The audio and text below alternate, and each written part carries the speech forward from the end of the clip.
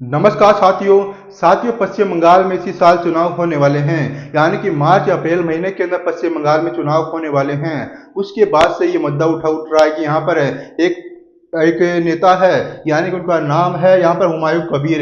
ये जो नेता है, इन्होंने कहा कि हम बाबरी मस्जिद का निर्माण पश्चिम बंगाल के मुर्शिदाबाद जिले के अंदर करने वाले हैं। उसके बाद से इन्होंने कहा कि बाबरी मस्जिद का कार्यक्रम शुरू हो चुका है, यानी कि बाबरी मस्जिद का निर्माण शुरू हो चुका है। उसके बाद से ये कयास लगाया जा रहा है कि यहाँ पर इन्होंने अपनी खुद की अलग से पार्टी भी बना ली है। साथ ही इन्होंने कहा कि हम पश्चिम बंगाल के अंदर विधानसभा चुनाव में 135 सीटों पर अपने कैंडिडेट्स खड़े करने वाले हैं। उसके बाद से ममता बनर्जी बहुत ज्यादा परेशान होती हुई दिखाई दे रही है, क्योंकि इसके साथ ही जितने भी मुस्लिम वोटर्स हैं पश्चिम बंगाल के अंदर, केवल ममता बनर्जी को ही वोट देते हुए आ रहे हैं। उसके बाद से ही इन महाशय ने बाबरी मस्जिद का निर्माण करने के बाद ही योगी आदित्यनाथ जी ने कहा कि कयामत तक बाबरी मस्जिद का निर्माण नहीं हो सकता है। यानी कि इन्होंने साफ तौर पर कह दिया कि कोई किसी भी हालात में बाबरी मस्जिद वापस से नहीं बनने देंगे। उसके बाद से ही यहाँ पर पश्चिम बंगाल के अंदर बाबरी मस्जिद को लेकर अलग ही घमासान छिड़ा हुआ है। सभी चीजों के बारे में बात करेंगे एक एक करके। आप वीडियो को लाइक कर देना, चैनल को सब्सक्राइब कर लेना है। शुरू करते हैं आज का यह वीडियो। साथियों, बंगाल में बाबरी मस्जिद का निर्माण शुरू हो चुका है, ऐसा इन हुमायूं कबीर के द्वारा बयान दिया गया था। उसके बाद से ही योगी आदित्यनाथ ने सीधी चेतावनी दी है। साथ ही कहा कि कयामत तक बाबरी मस्जिद का निर्माण हम नहीं होने देंगे। उसके बाद से ममता बनर्जी से मुस्लिम बहुत ज्यादा नाराज हो चुके हैं। यानी कि ममता बनर्जी ने खुले तौर पर इसको सपोर्ट नहीं किया है। जब इसे हुमायूं कबीर ने, ये टीएमसी पार्टी के ही सदस्य थे, इन्होंने कहा कि हम बाबरी मस्जिद का निर्माण पश्चिम बंगाल में करेंगे, तब से ममता बनर्जी ने इनको अपनी पार्टी से बर्खास्त कर दिया था। उसके बाद से इन्होंने अपनी खुद की अलग से पार्टी बना ली है। साथ ही इन्होंने कहा कि हम असदुद्दीन ओवैसी के साथ गठबंधन करेंगे और उनके साथ ही पश्चिम बंगाल की 135 सीटों पर अपने कैंडिडेट्स खड़ा करेंगे, जिससे कि ममता बनर्जी की जो मुस्लिम वोटर्स हैं वो बिखरते हुए नजर आ सकते हैं, जिससे कि भारतीय जनता पार्टी यहाँ पर काफी अच्छा फायदा भी देखने को मिलेगा। इसके साथ ही पश्चिम बंगाल के अंदर एसआईआर प्रक्रिया भी चल रही है।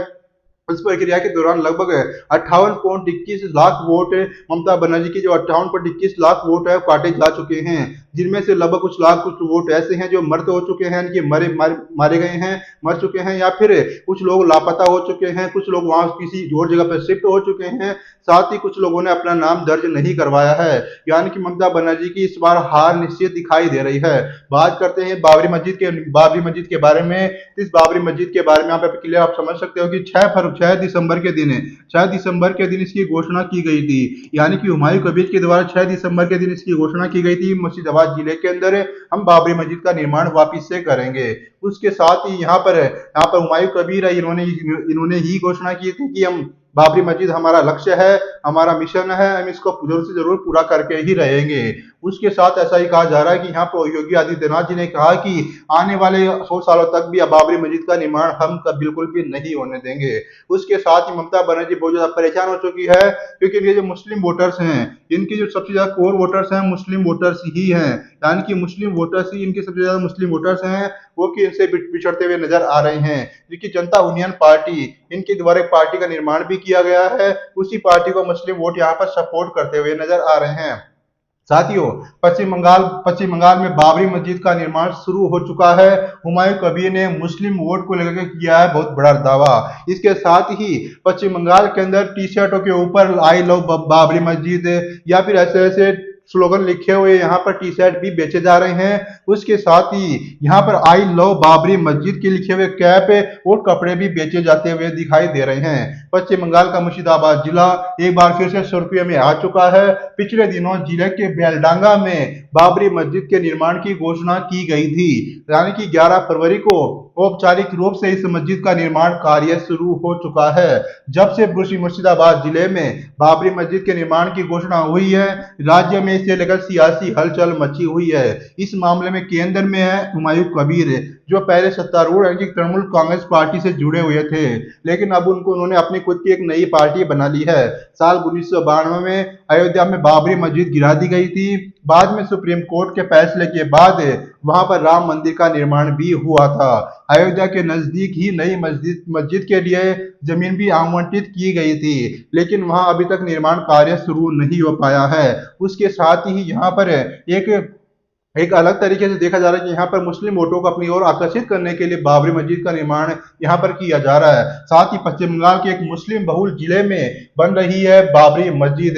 साथ ही इसकी मस्जिद मस्जिद का जो निर्माण है मुर्शिदाबाद जिले में किया जा रहा है। वहां पर मुस्लिम आबादी बहुत ज्यादा है। साथ ही वो लोग भी इसको सपोर्ट कर रहे हैं। जहां एक वो लोग मस्जिद के नाम और विधानसभा चुनाव से ठीक पहले हुए निर्माण को लेकर चर्चा कर रहे हैं, तो वही बेलडांगा और आसपास के इलाके के कई लोगों में मस्जिद के निर्माण को लेकर के बहुत ज्यादा उत्साह नजर आ रहा है। उसके बाद 11 फरवरी को मस्जिद का निर्माण कार्य शुरू हो चुका था, तो करीब 1 लाख लोग बेलडांगा यानी कि उस जगह पर पहुंच गए थे। साथ ही उन्होंने वहां पर अपनी तरफ से दान दक्षिणा भी दी थी। बड़ी संख्या में पुरुषों के अलावा इस कार्यक्रम में महिलाएं और बच्चे भी शामिल हुए थे। बेलडांगा में माहौल मेले जैसा लगने लग गया था। साथ ही खाने पीने के स्टॉल लगे हुए थे। साथ ही आई लव बाबरी लिखे हुए कैप और टी शर्ट बेचे जा रहे थे। कई लोगों ने वहां आने के लिए काम से छुट्टी भी ले रखी थी। निर्माण स्थल से कुछ किलोमीटर पहले और बाद तक सड़कों पर मस्जिद के पोस्टर भी लगे हुए थे। Paschim Bangal Islamic foundation of India Paschim Bangal Islamic foundation of India निर्माण समिति के मुताबिक शिलान्यास के दिन करीब 1200 लोगों ने सामूहिक रूप से कुरान का पाठ भी किया था। बड़ी संख्या में लोगों ने चंदा दिया था और अपनी ओर से ईंटें भी दान की थी। उसके साथ ही इन्होंने कहा कि समिति का दावा है कि मस्जिद का निर्माण स्थानीय सहयोग और दान से किया जा रहा है। जमीनी समतल की जा चुकी है, फाउंडेशन डाला जा चुका है और अब शुरुआत है, इमारत की तैयारी चल रही है। ये मस्जिद 4 एकड़ जमीन पर बन रही है और अनुमान है कि इसमें 69 करोड़ रुपए की लागत आएगी। इस पहल के केंद्र में है हुमायूं कबीर, यानी कि इन्होंने ही सबसे पहले बाबरी मस्जिद का मुद्दा उठाया था। वे मुर्शिदाबाद के भरतपुर क्षेत्र से विधायक भी रह चुके हैं। वो पहले तृणमूल कांग्रेस का हिस्सा थे। पार्टी के खिलाफ जाकर के उन्होंने बयानबाजी की। बयानबाजी करने के बाद में उन्हें पार्टी से निलंबित कर दिया गया था। बाद में उन्होंने अपने खुद की अलग से जनता उन्नयन पार्टी नाम से भी अपनी एक पार्टी बना ली थी, जिसका नाम था जनता उन्नयन पार्टी। यानी कि उसके साथ ही ममता बनर्जी ने दुर्गा आंगन के लिए पैसे दिए थे। प्रधानमंत्री ने चुनाव के साल राम मंदिर का उद्घाटन किया। अगर मैं कोशिश करूं तो गलत और वो करे तो गलत नहीं, ऐसा इनके द्वारा बयान दिया गया था। उसके बाद जल्द ही पश्चिम बंगाल विधानसभा चुनाव को लेकर के कबीर ने कहा कि जितना मेरे खिलाफ बोलेंगे उतने मुसलमान वोट मेरे पास आएंगे और हिंदू वोट उनके पास जाएंगे। ऐसा इन्होंने ममता बनर्जी के लिए कहा था। उसके साथ ही बाबर या फिर बाबरी मस्जिद के नाम पर किसी भी धार्मिक ढांचे के निर्माण या फिर नामकरण पर रोक लगाने की मांग वाली जनहित याचिका की सुनवाई से सुप्रीम कोर्ट ने यहाँ पर इनकार कर दिया है। उन्होंने कहा कि हम जैसे किसी के ऊपर भी ऐसी ऐसी रोक नहीं लगा सकते कि वो अपने किसी नाम का उपयोग करके मस्जिद बना रहे हैं या फिर मंदिर बना रहे हैं। कानून मामलों की रिपोर्ट करने वाली संस्था ने कहा कि समाचार एजेंसी पीटीआई ने भी इसकी जानकारी दी है। साथ ही बाबर के नाम से मस्जिद के निर्माण से जुड़ी गतिविधियों के खिलाफ कार्रवाई की मांग की है, जिसे सुप्रीम कोर्ट ने सुनने से मना कर दिया है। यानी कि सुप्रीम कोर्ट ने कहा कि supreme court dismisses PIL to ban building Babri Masjid और any mosque in Babur name. यानी कि सुप्रीम कोर्ट ने कह दिया कि ये लोगों की आस्था है, वो किसी भी नाम से मस्जिद या फिर मस्जिद का निर्माण कर सकते हैं, चाहे वो बाबर के नाम से हो चाहे वो बाबरी बिल्डिंग के नाम से हो। यानी कि उन्होंने कह दिया है कि इस बात के लिए यहाँ पर पीआईएल को डिसमिस कर दिया गया है। यानी कि कोई भी इंसान किसी भी नाम से बाबरी मस्जिद या फिर बाबर के नाम से अपनी जमीन बना सकता है, अपनी बिल्डिंग बना सकता है। उसके साथ ही सुप्रीम कोर्ट ने भी इस चीज को रिफ्यूज कर दिया है कि उन्होंने कहा कि यहाँ पर किसी भी नाम से आप बाबरी मस्जिद बना सकते हो। उसके साथ ही मुर्शिदाबाद जिले के बेलडांगा से 20 किलोमीटर लोगों का कहना है कि 20 किलोमीटर लोगों का कहना है कि मस्जिद का मुद्दा उनके लिए मतदान का मुद्दा नहीं है, यानी कि मस्जिद का निर्माण करना ही चाहते हैं। उसके साथ ही स्थानीय लोगों की राय इस मुद्दे पर एक जैसी नहीं है। बेलडांगा के जब्बार अली शेख कहते हैं कि मैं बाबरी मस्जिद देखकर बहुत खुश हुआ, मुसलमान एकजुट हुए तो बदलाव जरूर आएगा। तृणमूल को थोड़ा नुकसान होगा, सीट हुमायूं कबीर को मिलेगी।